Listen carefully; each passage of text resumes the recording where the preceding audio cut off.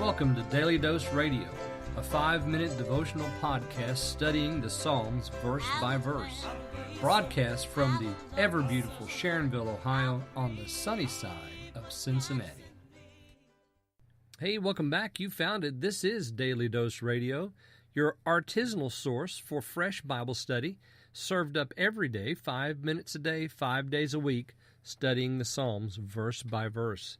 That's what we do here on Daily Dose Radio. So glad that you've joined me today.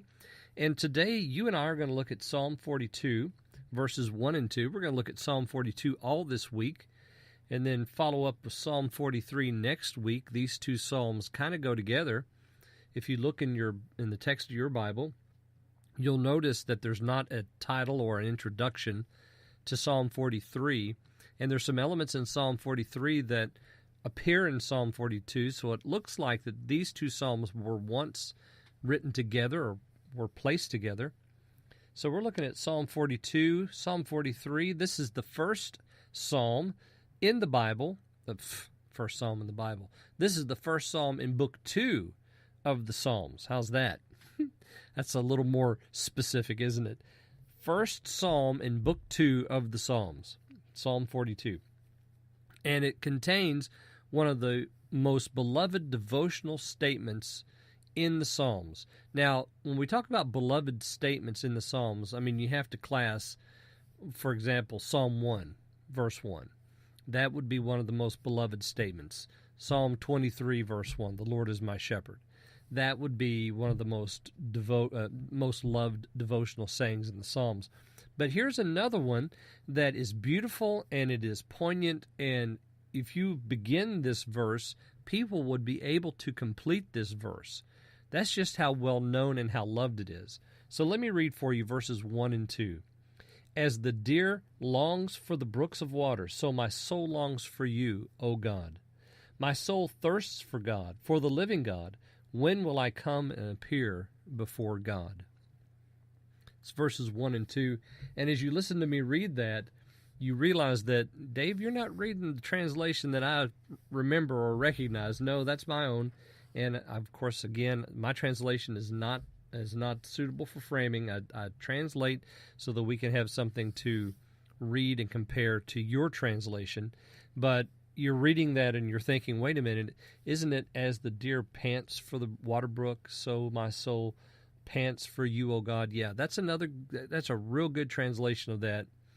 It's that idea of longing. Now, you read that and you understand that the psalmist must have been in a place where he was longing to be near God. Arthur Weiser, in his commentary on the Psalms, says that perhaps this was once an official in the temple who had been exiled, and he's out in the wilderness someplace, or he's in another place altogether. Perhaps he's been moved to someplace else, and he longs to be close to Zion. He wants to walk in the courts of the Lord again, but he can't. And so he writes this beautiful psalm, probably prompted by the nature around him, and he looks at those deer, those antelope that are near where he is, and he sees them, and he says they're panting after water. That's the thing that they're looking for. And so just like the deer who is weakened because she cannot find water, so my soul, she is weakened because she cannot find God. So there it is. The deer longs for the brooks of water, so my soul longs for you, O God. And then notice it says, my soul thirsts for God, for the living God. Perhaps you're there today, and you're thirsting for the nearness of God. Do you know He's only a prayer away, and you can find Him nearby. He's only a verse away. You can meditate on His Word and feed happily in that green pasture. For the living God, when will I come and appear before God? Well, you could do that today. If you would like to, you can call on Him right now. You can meditate on His Word right now and find refreshment for your soul.